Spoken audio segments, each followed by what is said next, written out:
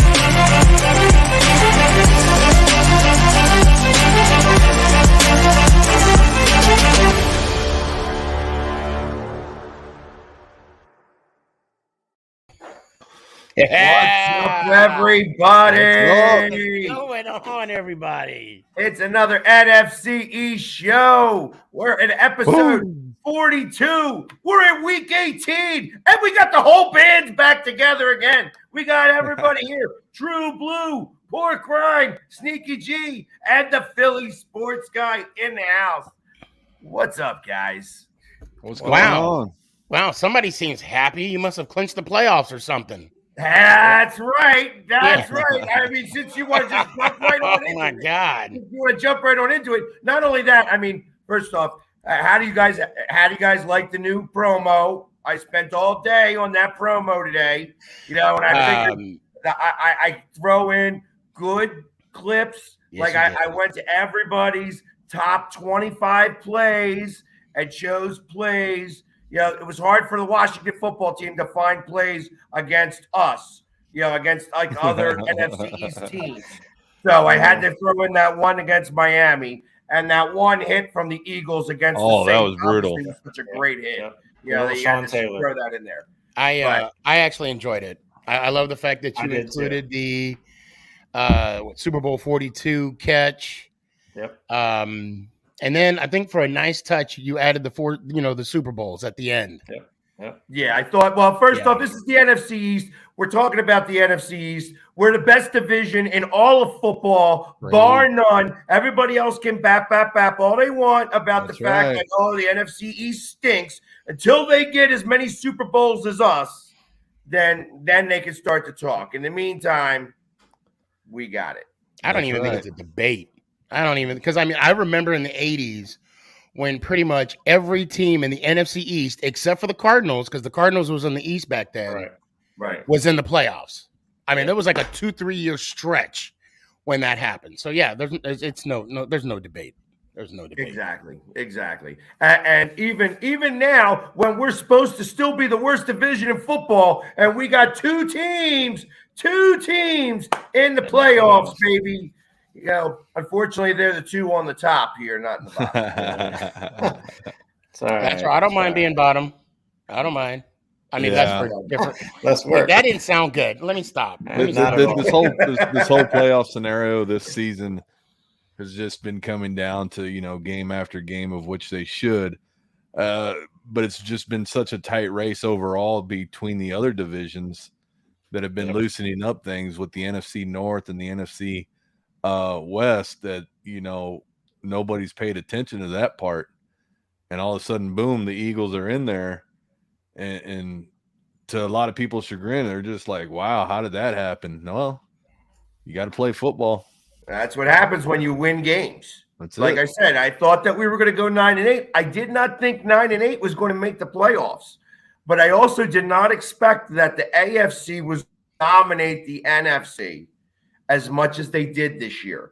You know, it's interesting that there were a couple of teams, you know, that beat the AFC pretty handily, you know, and they're, you know, interestingly enough, a lot of those teams were the top tiers, you know, I mean, obviously like Green Bay and stuff like that. But for the most part, it's been mostly, you know, the AFC has been winning those games. So that's why 9-8 is going to make the playoffs. And actually, you know, we're not sure 9-8 is going to make the playoffs because it's still, well, I guess it could, because literally we're going to find out whether the Saints or the 49ers, interestingly enough, that the 49ers, who won, by them winning, got us in the playoffs. Over Minnesota. Well, Minnesota was out once they only had 7 wins. Lost. You know what I mean? So that's really where that came from. But the fact that the Saints, you know, the Saints for some reason or another, had the Saints been in a 3-way tie with the Eagles, that's why we need the 49ers to win. However, the 49ers could still lose out to the Saints. Yeah, and that's right. one thing I don't understand. I mean, I get it if it's like a divisional game, but how the hell does it affect? Well, maybe it's more of the whole conference. It becomes conference. It becomes a conference. If the Saints lose, then you're in, and if the Rams tie, then the chicken will lay the egg. We'll get into that. The AFC has got a very weird situation that happens here. That, you know, the last game of the season is going to be the Chargers and Vegas. Yep. And, you know, there's a possibility that both of those teams that are playing in that game could make the playoffs if they tie. Yeah. And Jacksonville beats the Colts. Beats the Colts, yep. I heard that one day. Yeah. Crazy. That's, you know, so it's hard to play for a tie. And I guess you don't want to play for a tie either way because you're still division. But I fully, that's going to be an interesting Sunday to watch. Seeing that we play on Saturday, they moved our game. And, you know, a team that has not gotten COVID all season long, we go into Washington. I now understand why that the Cowboys brought their own benches, then the Eagles brought their own benches. I understand why they did that, because that stadium, thank God that the Giants aren't playing there this week, because the stadium could fall down. They very well could. Okay. All right, Larry, hold on. Let me get this moment right here. I am not a big fan of Jalen Hurts. Okay, I've said that. I've said he's not one of my favorite guys. Okay, but I'm gonna say this about him. I love the way he handled that situation. Absolutely. He was cool. He was calm. I mean, it could have went really more worse than what it was. Nobody was hurt, first off, thank God. And secondly, he took it as a moment to embrace the fans. Yeah. And for once, Eagle fans treated him like he was one of their own, although he isn't, he is a Eagles quarterback. But I just thought I love the way he handled that, especially for the fans, because that is a memory that those fans will never forget. And then you see him take off his towel. Well, I mean, you see him take off his towel, his gloves, his, whatever he could do to give to the fan. I was like, you know what? All right, man, you scored good with me on this one, but I still don't like you. That's all right. They don't really like you either, but that's all right. Yeah, and that's fine. I mean, I wouldn't like me either if I was Philly as many times as I. And you're lucky you're the captain now, because I can't show that picture now. That's right. But anyways, So let's get right to it. Since we tore the house down quite literally, in Washington. However, it was a very close game. It kind of took on the same characteristics of the last game, that we started slow, came on strong towards the end, and I was waiting to get my football. I know that if we scored a touchdown in that fourth quarter, I was getting a football. No doubt in my mind, I was getting football. You were there. You were there for it. That's for sure. We didn't have any touchdowns in our end zone. Not one. Not one touchdown. They were all on the other side. It always seems to happen when I'm down in the end zone in like the first row. Yeah, never quite happens on our side. Everything's got to happen down the other end. But a win's a win, and I'll take it. So, and then of course thanking the Green Bay Packers for beating the practice squad, the Minnesota practice squad. Yeah, I think they would have beat him even if they would have had Kirk. Yeah, well, Kirk Cousins doesn't play well in primetime games anyways. Well, he does have a playoff win. Hold on. Kirk Cousins does have a playoff win. So it happened on Saturday at 3:00. Yeah. Yeah, well, I'm just saying. I mean, you said he didn't have any prime time. Just giving him. Yeah, well, that wasn't a primetime game. It was a Saturday 3:00 game. But it was a playoff game, though. That's a primetime game. That's not primetime. No, 8:00 on Saturday is primetime. Yeah. Saturday, high pressure game. They put that playoffs, crappy games early on Saturday. That's why you don't ever watch Saturday football. You watch at noon on Saturday, or you watch at 8:00 on Saturday. I'm going to tell you right now, that's just the crap games in college. By what you just said, I better not see the Dallas Cowboys play on Saturday at 3:00, because then we already know that's a crappy game. By what you just said. You know that won't happen. That absolutely will not happen. No, they'll probably play on Sunday. Oh, speaking of that, are you going to be there, True Blue? No, I'm not going to make it up there to that game. Okay. You getting better, though?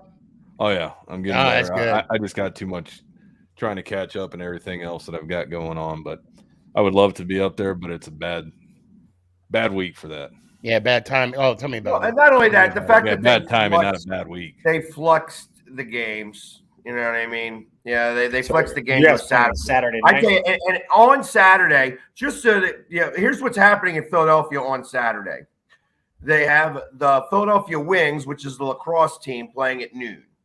They have the Flyers playing at 7:00, and then of course they have the Eagles playing at 8:15.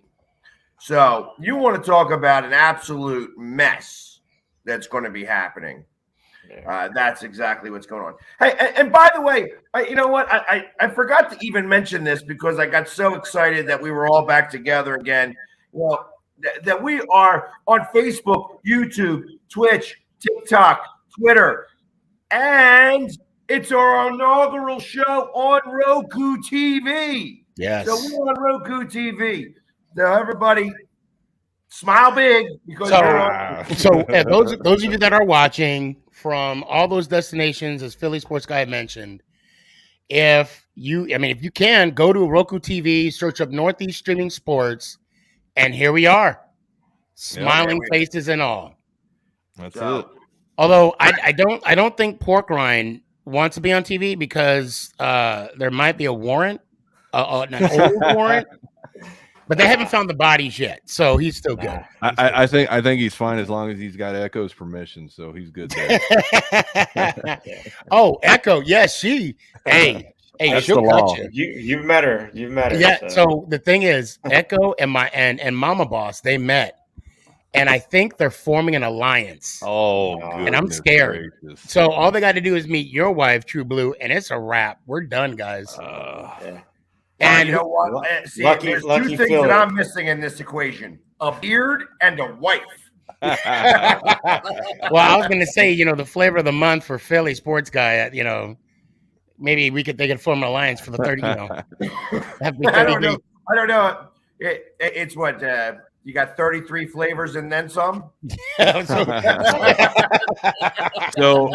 I don't know. Did you guys see the report that was put out by the NFL today? Yeah, reaching out to AT&T Stadium. Yeah, as a backup for the Super Bowl. Well,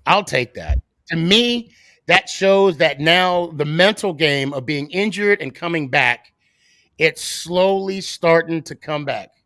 Let's see. Wait, what did he say? What did he say, Philly? The Giants football team is bad, and the coach needs to be fired for his 2 losing seasons. I can't say yes to that, Gilbert. I can't agree wholeheartedly to that. And I've said this multiple times. I'll say it again.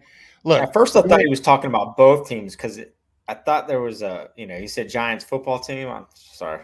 Oh, right. Yeah. Get a new name. Yeah, combined teams. Yeah. But, it's funny. This reminds me of the old Tampa Bay team.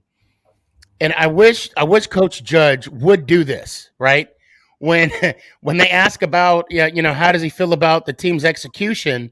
Coach Judge should be like, that doesn't sound like a bad idea. I'll let that marinate a little bit. Chris. Yeah. What is? Chris. Yeah. Philly, tell Sneaky G he knows dang well we smacking them on Sunday. You know what? Because you weren't down here in Dallas breaking bread with me. Don't talk about it. Be about it. Tell Jeff he smells. There you go. Yeah. You know what? He does. He smells like cotton candy. I'm not going to tell you how I know this. I'm just. That's my beard. That's good breakfast right there. In fact, it's funny because that was kind of the joke of the row. Somebody started to banter with me, and he's like, "Oh man," I'm like, "You guys stink." He goes, "Man, you must have COVID because you can't smell nothing." And I'm like, "I can smell you." Yeah, Chris, funny. I got number for love you too, man. I miss you, brother. Miss you. We gotta talk sometime.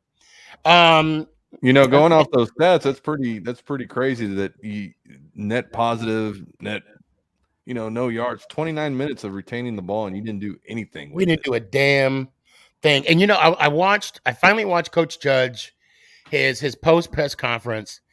I still like the guy. I'm still rooting for him. To me, I don't want to be in a situation, and I'll make it quick. You know how the Browns fired Belichick because they moved to Baltimore? Now, I'm assuming they wish they would have kept him had he would have known that they would have had somewhat, you'll never know. It's one of those what if questions. Would have Belichick had the same success had he would have stayed in Baltimore? Blah, blah, blah, right? I don't want to be in a situation where we let Coach Judge go to another team and then he blows up to be this NFL genius. He ain't going to be. Here's the problem I have with Joe Judge. But you don't know that. That's all I'm saying. Go ahead. Here's the problem I have with Joe Judge. Again, you had the situation happening with the Washington football team. And he had to go bap in his mouth again and say, at least my team ain't fighting with each other when we lose. Oh, and the golf club. Because maybe they're content with losing is what the problem is, Joe. Maybe that's because your team sucks so bad they packed it in 3 weeks ago, Joe. Maybe that's why you can't get any passing yards and your team can't score any points against a team that's 4 or 5 and 11, Joe. Maybe you figure it out. Worry about your own damn team instead of worrying about everybody else's team. Because as of right now, you've got a whole 10 wins in 2 seasons. Yeah. And that sucks. Yeah, tell me about it. And matter of fact, I think since the boat picture, we're 28-57 or something like that. The worst team in the NFL. Listen. Literally the worst team in the NFL. But hold on. Listen. We cannot keep changing our coach. We can't treat our coaches, and I'm only speaking about the Giants, not NFL as a whole, but we can't treat our coaches like iPhones. We can't upgrade every 2 years. They got a contract for a reason. I would say and the reports are kind of, they don't make sense. First, I hear he has a vote of confidence for next year, and then now I'm reading something that he's losing the locker room. But now I'm saying he's going to be back next. I don't care. We need some kind of cohesive unit on the field. And I believe, Daniel Jones is coming back and Coach Judge may be coming back. Now, I want to find that out Monday. This is what I want to know. and this is where our failure came into place. When Mike Glennon signed on with the Giants and we did not re-sign Colt McCoy, I said to myself, they must not think Jones is going to get hurt. Last year, Mike Glennon on the Jacksonville Jaguars, 0-5. He has not won a game since he was with the Bears, which he went 1-3. And I want to say that was in 2017. No, I got to look it back. I got to look back on his career. Yeah, and matter of fact, it was probably 2016. 2016. And then there was a penalty in 2017, and they actually made it to the playoffs in 2018. It was a penalty. It was like, and the way he won the game wasn't the actual way you would want to win a game. But he was a starter. They won. But he's like 6-30 now? Because he's 0-5 with us. So the point I'm trying to make is, I wonder who signed Garrett. Not Garrett. Mike Glennon. He would be called Gettleman. And Gettleman will not be back next year. I mean, if that's the case. And that's why I think that if you have Gettleman gone. Oh, yeah. Gettleman's retiring this year. Yeah, Gettleman's not going to. You're going to get a new GM who's going to want his own coach, who's going to maybe want a new quarterback. You guys got 2 picks that are going to happen pretty early in the draft. I mean, I think you guys got the number 4 pick and the 5 pick? No, we have as of right now, we're the 5 and 8. 5 and 6. No, we were 5 and 6, but somehow we dropped to now we got 5 and we're back to 8. 5 and 8 now. Well, that's because Chicago won. Right? Yep. Yes. Had you beaten Chicago, you'd have had 5 and 6. Yeah. Could have helped your own cause. But all right, can we talk about another team now? Shit. Yeah, because we already spent way too much time on the New York Giants, but I don't know any point of that. So he had a vent. He had to see, and then that's why I'm wearing all 4 of our championship rings right now, because I'm trying to block out all the hate, blinded by the light, wrapped up like a douche, another runner in the night. One thing I did hear interesting, hearing these football conversations, those 2 picks right there that you're talking about that the New York Football Giants have. Would you be willing to give those up for Russell Wilson? No.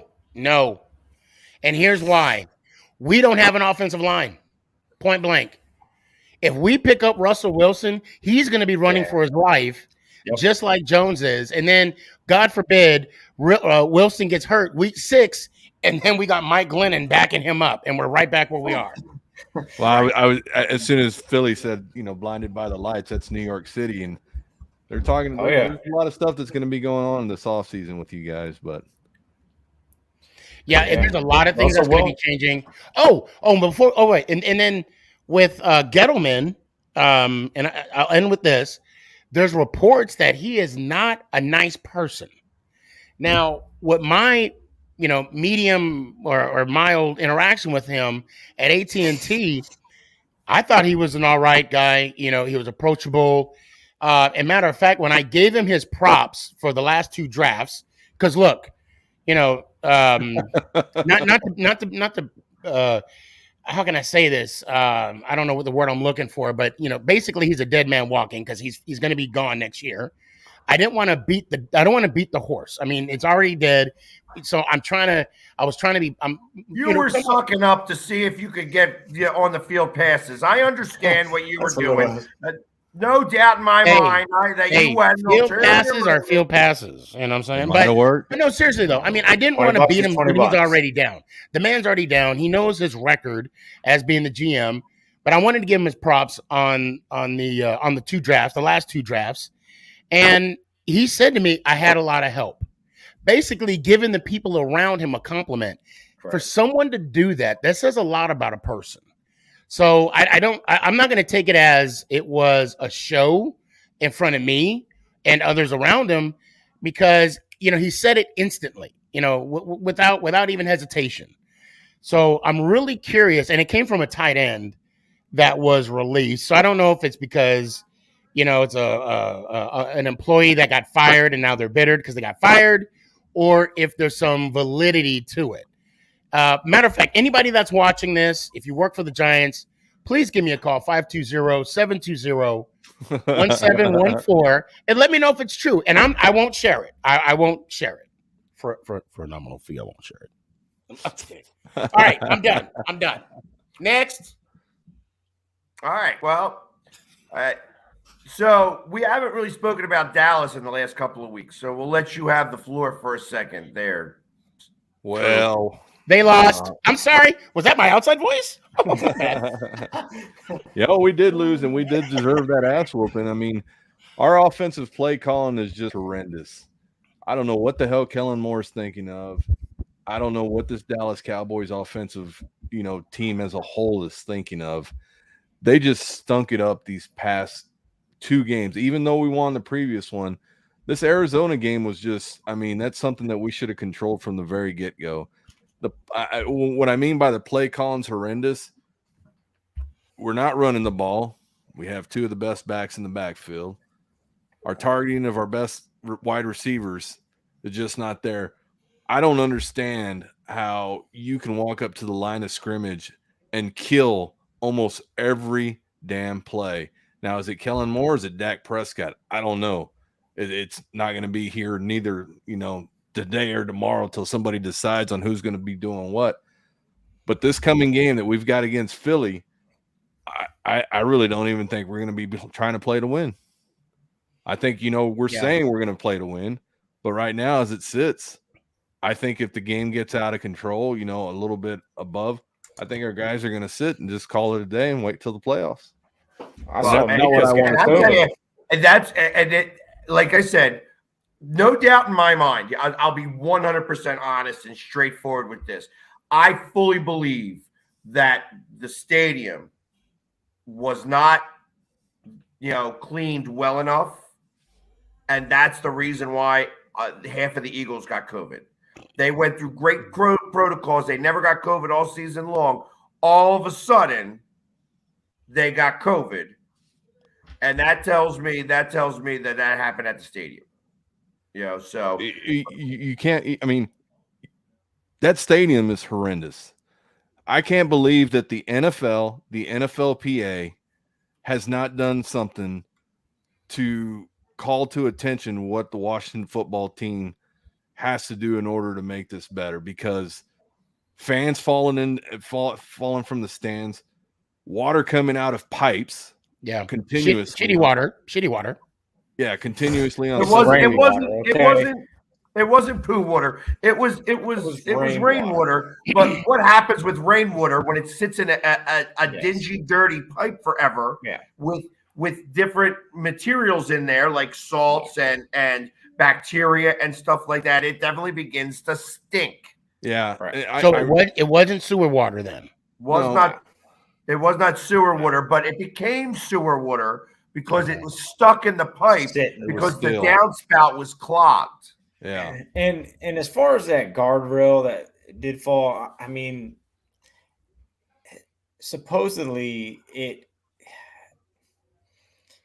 Go ahead, spit it out. No, I'm not. It's in an area where it's supposed to be meant for wheelchair accessible. It's not supposed. It wasn't made for thousands of pounds to be leaning on. Yeah, I could see that. But at the same time, there's still. Rail.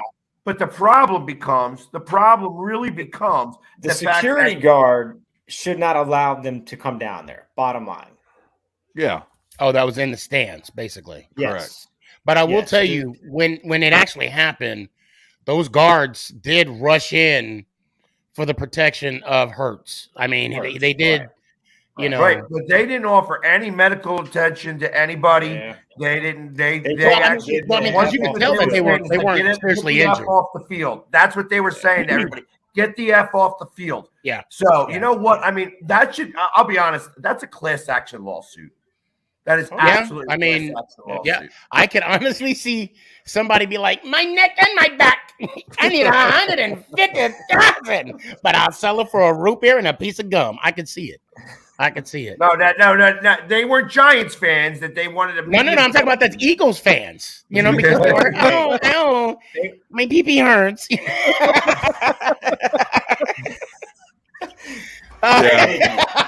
get it wrong, man. A lifetime supply of horse manure. Right. Right, and then just call it good. See, and that's pork rind. Yeah, I was about to mute you until he said something. And I was going to be like, "Now I got to mute you both." Now, True Blue, about the Dallas game and the Cardinals. Now, seriously, for me, I had this game circled. Arizona was already on a 3-game losing streak. D-Hop is out.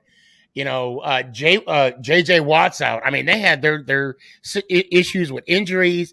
They went from the top of the NFL. Now they're down to a wild card. I mean, they were the number 1 team in the NFC, and here they are as a wild card team with a winning record, and you guys could not beat them. No, we stunk it up, and that's what I'm saying.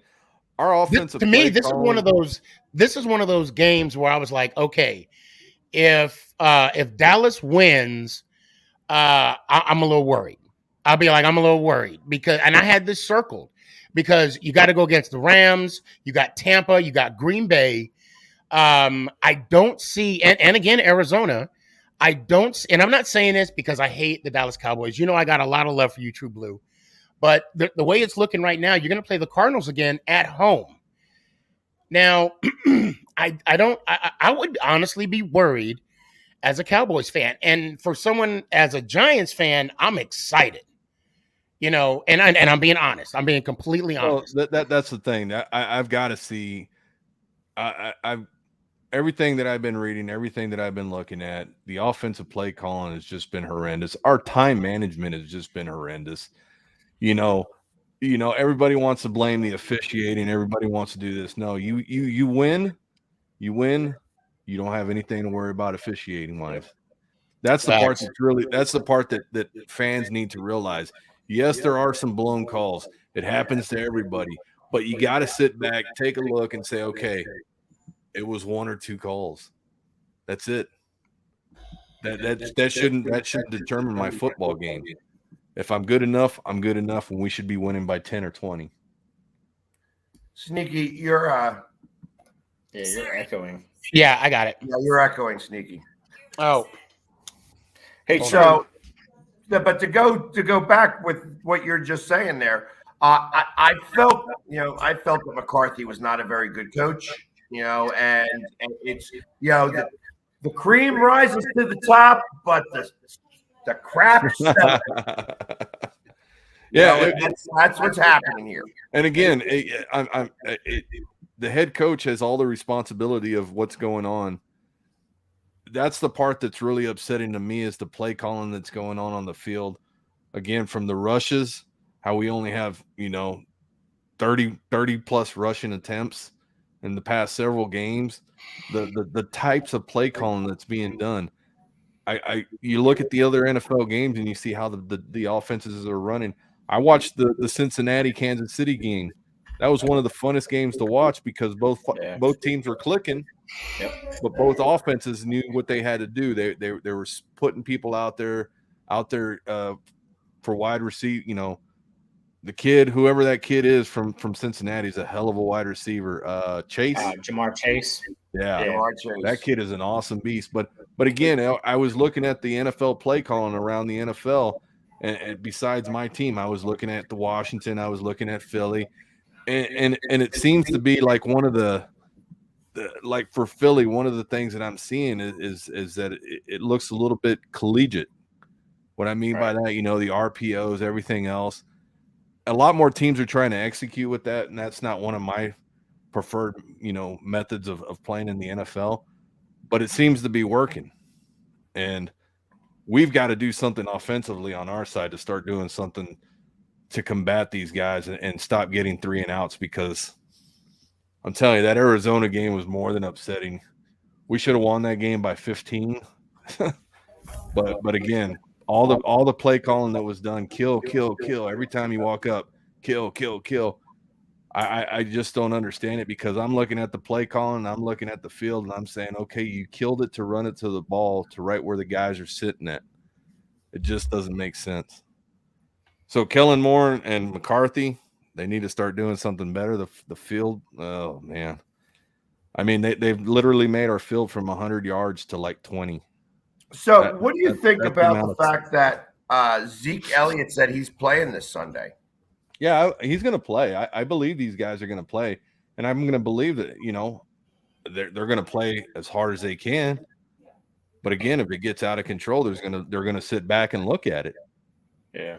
And well, I think the only reason why that they're playing this Sunday is because he's trying to get 1,000 yards. Because I'm sure that there's a bonus that comes in with 1,000 yards, and he's at 915, and that's the only reason why he's playing. Because if he had 1,000 yards already, he'd already be sitting, and he wouldn't care about this game.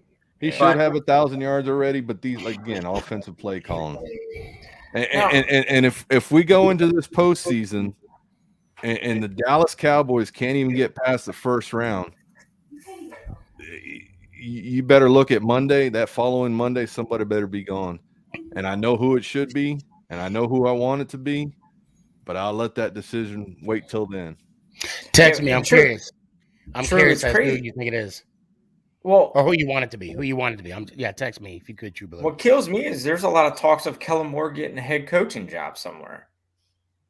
Yeah, well, yeah, they want him in Jacksonville. They want him everyone. One of my favorite guys I like to listen to is West Coast Cowboy. The guy says a lot of stuff that, you know, exactly how I feel. He's very articulate in the way he says it. And him and I have been on the same page with Kellen Moore. His offensive, he's some, you know, supposed golden play caller, but all I've seen is garbage. I mean, literal garbage from the offensive play calling side. You either know how to run an offense or you don't. It's not the types of plays that you're allowing your team to take advantage of. It's what you can do after the fact. And what I mean by that is that he keeps sending in plays that are just garbage. I'm sorry. Yeah. Young K decided he wanted to chime in a little bit. We're talking about how bad the Cowboys are, Young K. This is your Cowboys fan talking about how the Cowboys have been pooping the bed lately there, Young K. Kaysen. So you keep your like, North Carolina Heine up there, because you guys are going to get crushed. If you guys have to play Arizona. I gotta say this. So of course I'm getting my heat from Cowboy fans, right? And I'll say, someone said, you know, how do you lose to the Bears? You know, there was a TikTok I did, and I was like, Mike Glennon, you know, that kind of TikTok. And then I'm hearing, oh, now excuses. And so if you guys, if you could do me a favor, go to Sneaky G-Man 11 on TikTok. I did a response to that that comment, okay, about excuses. And I'm just gonna leave it at that. I'm just gonna completely leave it at that. Now, one thing I want to say, True Blue, about Kyler Murray, he is undefeated at AT&T Stadium. Yep, since high school. Undefeated. 4 state championships, 2 games with Oklahoma, and now 2 games in the NFL.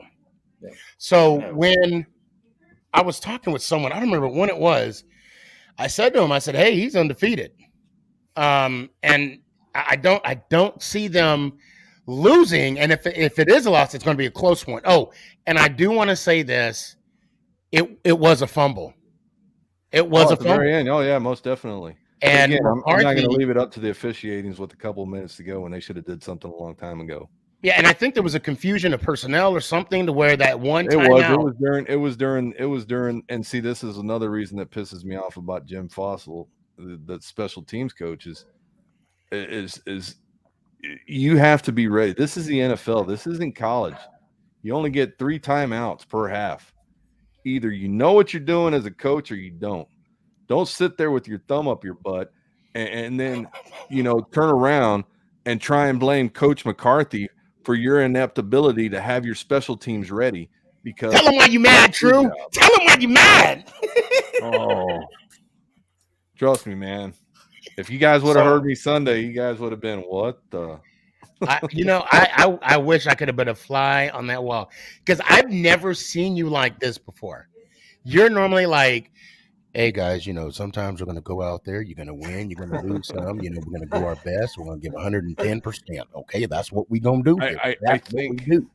And now you're like, you're fired. You're fired. You're not coming back next year, brother. It's like you went from Bobby the Brain Heenan to Hulk Hogan. Okay, oh, yeah. Like, overnight. Trust me. I'm going to tell you the most frustrating thing is, and as fans, I don't care which team you're rooting for, the inept of coaching that should be done from the sidelines, that you see it firsthand, that they allow for their stuff, for BS to happen when it shouldn't. You're being paid hundreds of thousands, if not millions of dollars to be a coach. You have somebody there as an assistant keeping tabs on everything that you're doing from first to fourth down. And then here comes special teams. You have somebody there too. Guess what? It all falls back on the head coach, though. It all falls back on the head coach. So regardless. I could not agree more. I tell you, it angers me to no end when I notice something on the field. When I notice something on the field, I don't get paid thousands or millions of dollars to be a coach in the NFL. So if I notice it on the field, I'm sure the other team notices it on the field, and that means that play is going to go to nothing. And I tell you, when I coach the team better than the coach does, there's a problem. That's a real problem. Now, imagine this: they have the technology at hand to see every play at a beck and call. You see these quarterbacks.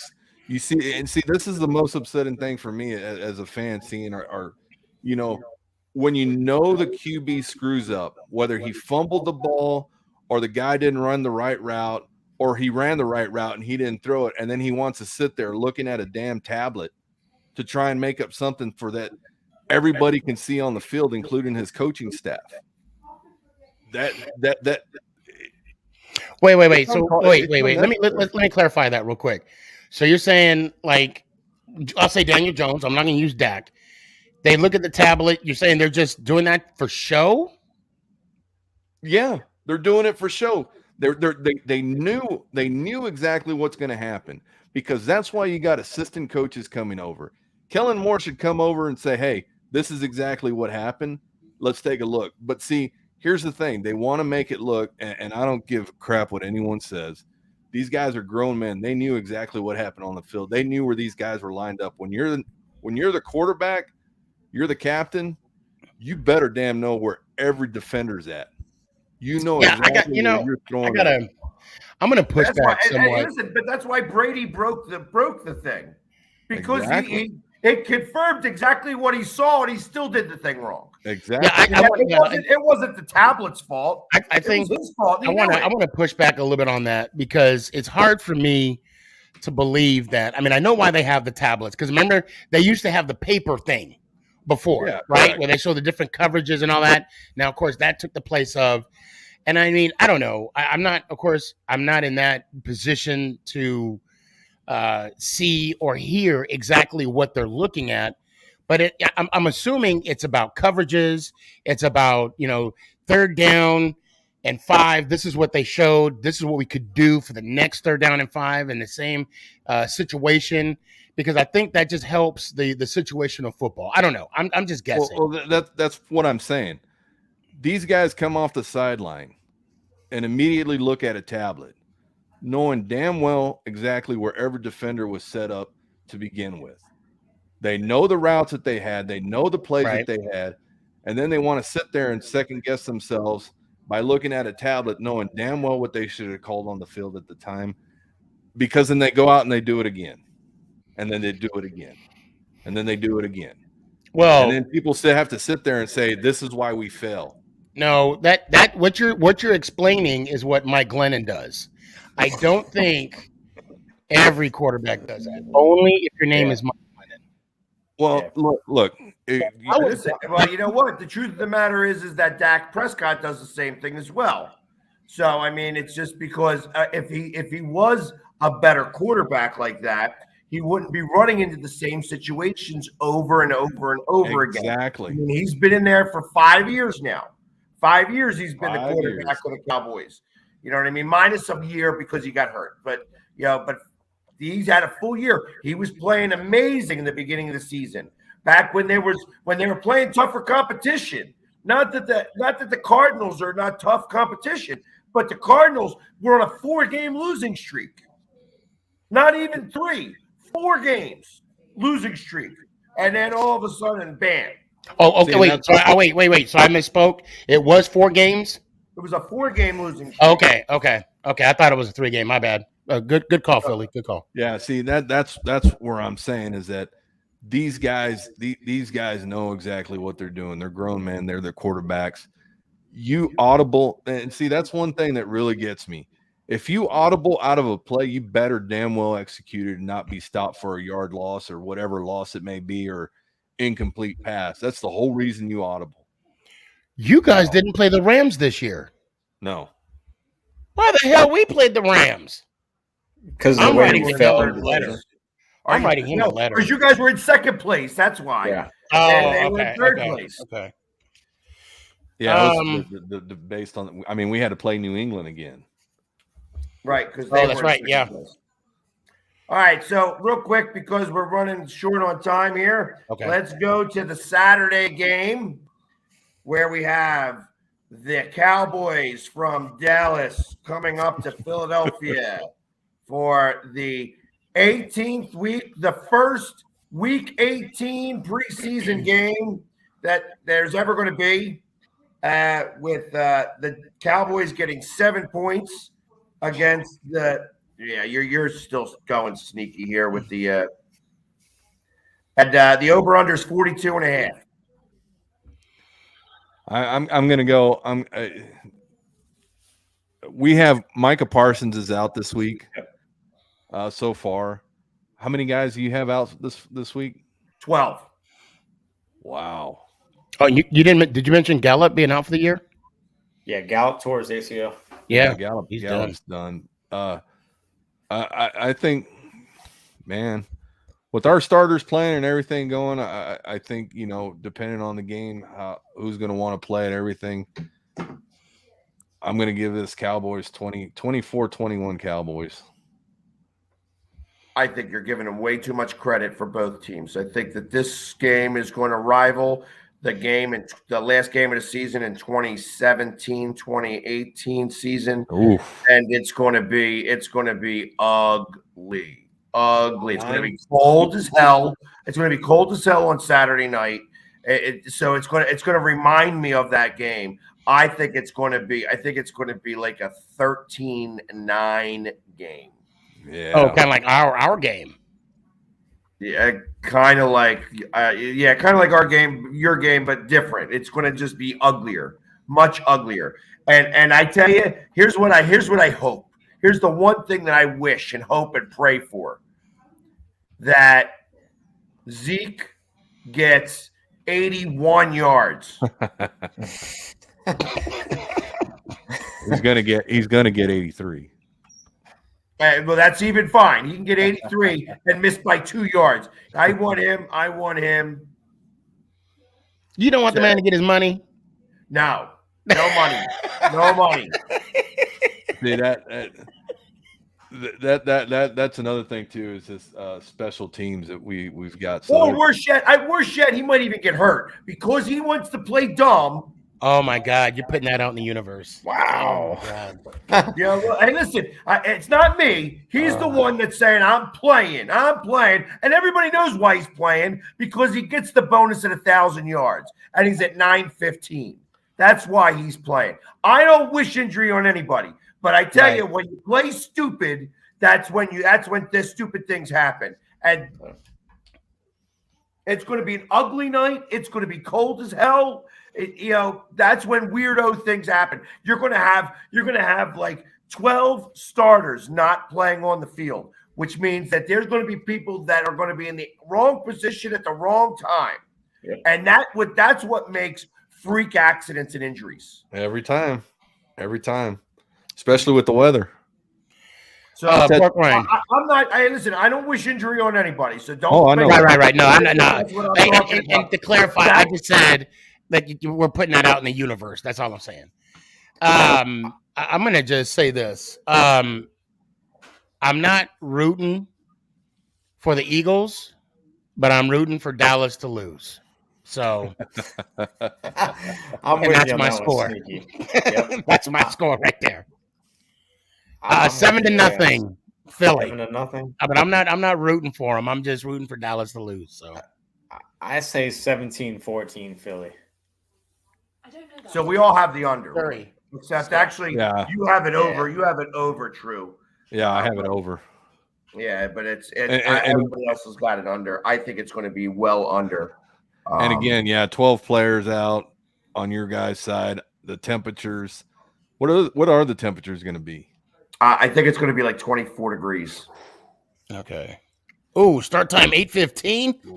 Better bring those heated benches.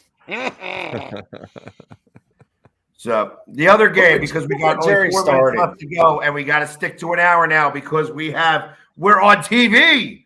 Yeah. Are we live on Roku right now? Are we live? No, we're not live on Roku. We actually Oh, don't. okay. We have the You could've been Washington like, football sure. team traveling to New York. Thank God for that, because that whole building would fall apart. We're playing against the New York Football Giants. The Washington football team is giving 7, and the over/under is 38. Oh, I see 6.5. Go ahead, Pork Rind. Don't worry. No matter what you say, we're still friends. All right, buddy. I'm going to go the over. I'm going to say Washington wins 42-0.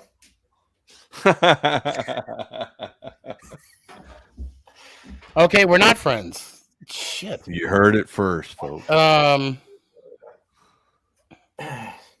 we just skip the game and just There is no skipping the game. All right. Well, hell, Giants 55-0 with Fromm at quarterback. with Fromm? Hey. With Hey, I could dream a dream, right? Shit. Yeah, it's good to have hopes and dreams. You could do Yeah, I something. think that's more fantasy, though. You know, I will say this. I think this being the last game, I want to say Joe Judge is going to get the guys going, and he's going to get them to play. Now, granted, it's not going to be 42 or 45-0, but I can honestly see it being like a 21-0 game Giants. I think. All right. I think No, that maybe if okay. All right. Seriously, You've already spoken 21-17. about how or- Judges lost some of the locker room. My expectation is that that's not that they wind up pooping the bed again. We'll see. You know, we'll see. Because I don't All right. think. I don't think. But go ahead. My question is how many touchdowns is Fromm going to throw to the Washington football team? That is a good question. Well, And I if you wish do- I had a good debate after that. But we got like 2 minutes. Go ahead, Philly. What do you got? I have Washington 24 and the Giants 6. There you go. We do have a good Keeping it football under pick. 30.